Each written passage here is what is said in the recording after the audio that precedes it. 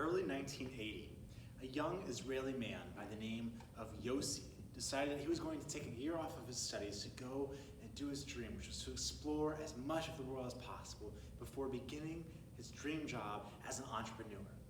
And so he began in 1981 his journey by starting off in Bolivia to find the Amazon rainforest.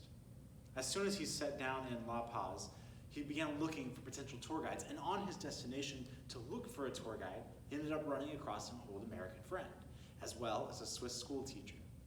Together, they got around this little bistro and they began to share a meal together, and as the night waned on and conversation began to die down, they turned to one another and they're like, we're all here for the same reason, aren't we? And realizing that they were all there to pursue the dream of exploring some more of the creation around them, they decided to join forces and that they would go and explore the jungle together. So the next day, they go on each of their separate ways, beginning to look for potential tour guides to help take them into the forest. It wasn't long until Yossi discovered an Australian man by the name of Carl. Now you see, no one really knew Carl, but he was promising them to take them to a completely untouched native Amazonian tribe. And so, with the allure of seeing something never before seen by people, they decided to agree to follow him. They gave him his money, and the very next day, they loaded up their backpacks and began on the journey. And everything seemed to be going well.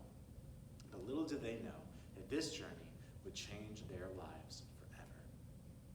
The journey started out, and about 3 days into their journey, everything was fine. They ended up coming across a semi-untouched native tribe where they would stay the night and restock on their supplies. After having their spirits lifted from this, they began to continue their journey out into the woods. And again, no problems for about 2 days.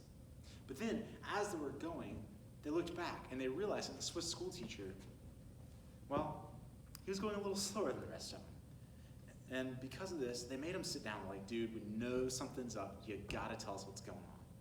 Reluctantly, he pulls off his shoes and reveals these bloodied socks. They take off the socks and they see these sores that were just covering his feet. And Carl, knowing there was no way he was going to be able to make it the rest of the journey to find this tribe, said to the group, hey, we got to go back. There is no chance on earth that he's going to make it.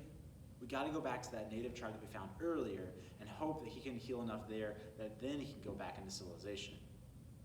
And everyone was on board with this plan except for Yossi.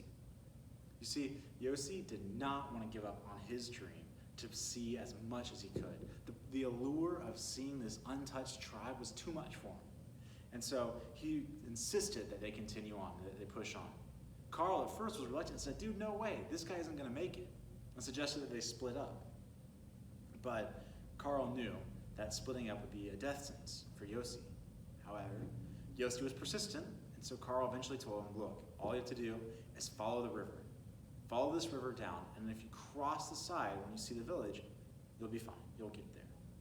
And so the two parted ways, and Yossi continued on without a guide. Now, it wasn't long before Yossi, despite having the river as a guide, became hopelessly disoriented. And without tools and food, he began to become dehydrated and incredibly malnourished. He had started to hallucinate and eventually collapsed from lack of strength, hiding under a tree for shade so he didn't continue to get burnt. He began to give up hope that things would ever return to the way that things were as he lay there disoriented and close to death. And as we push forward onto this 4th week of enduring self-isolation and quarantine and the coronavirus, it's hard not to feel the same way. You see, as I look around me, I get this sense of lostness. I see people being confused as they look to the things that used to give them comfort and hope and see that they're being torn away and ripped out of their lives. Now more than ever, more and more focus is being turned to the church, looking for answers and looking for hope. And then Rex one day, in the middle of it, comes up to me and he's like, so Nathan, did you think you'd be here, a month into your month into your job? And I was like, oh yeah, totally knew that this is exactly where we're going to be. And he replied to me as well, good for you. The rest of us we're a little caught off guard. And see, while my response was a joke, his question and his response revealed something to me. That this was going to be a temporary norm. that this coronavirus, this quarantine, wasn't just going to pass over in the span of a couple of days, but was likely going to stick around for a bit. And it forced me into the question of how am I going to handle this, not only in my life, but also in reaching out to you guys and loving you guys. And confused and not knowing what else to do, like any good preacher, opened up the Bible, right smack dab to the middle, and I found myself in the book of Psalms, right? And then it all clicked. You see, Psalms wasn't originally meant to be this individualistic sort of devotional, but rather it was meant to be this communal expression of the realities of the whole church. It was designed to be sung and responded to. It was a way that the community could express their fears, hopes, and frustrations and joys to God. It was a guide for God's people to express their hearts and for them to navigate the different seasons of life that they found themselves in.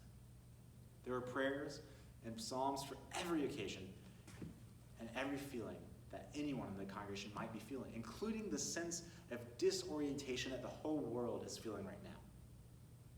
Now, despite many of the psalms, like Psalms 23, the Lord is my shepherd, I shall not want, seem fairly uplifting and encouraging, there's actually three really broad types of psalms. The first one being psalms of orientation, which are kind of praising God for the way that he set things up in creation and seeing how good things are, the way that he made it. The second one, psalms of disorientation, which is what we'll be talking about today, which are psalms of frustration, disappointment, fear, hurt. And then the third type, psalms of new orientation, which is looking towards the future, looking towards all that God is doing that's new in creation, looking also towards Jesus and the redemptive works that he's beginning to do, and praising him for that.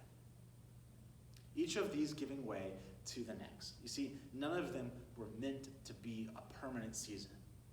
We're meant to transition through them, meant to grow closer to God by the way that we go through the seasons of life. And these, again, are just a guide to help us through the emotions that we experience as life happens around us.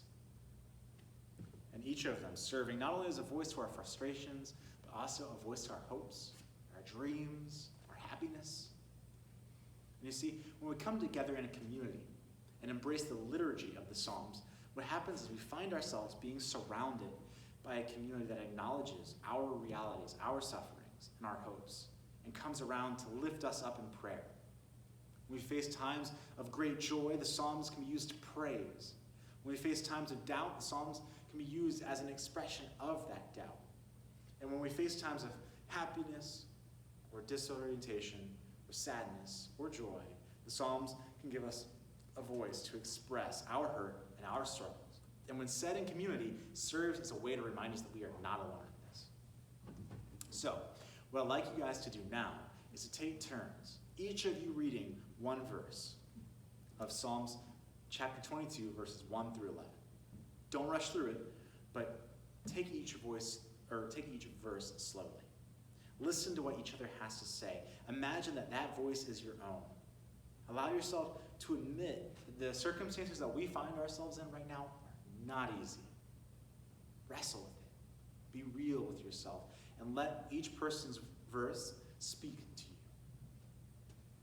But most importantly, remember that the season that we're in, we're not meant to stay in. There is hope. And just as the author of Psalms 22 at the end turns to praise God, so do we have hope that God will bring us up out of this chaos and will restore us to not only an old way of life, but to a new way of life where we are made better because we faced this challenge and overcame it together.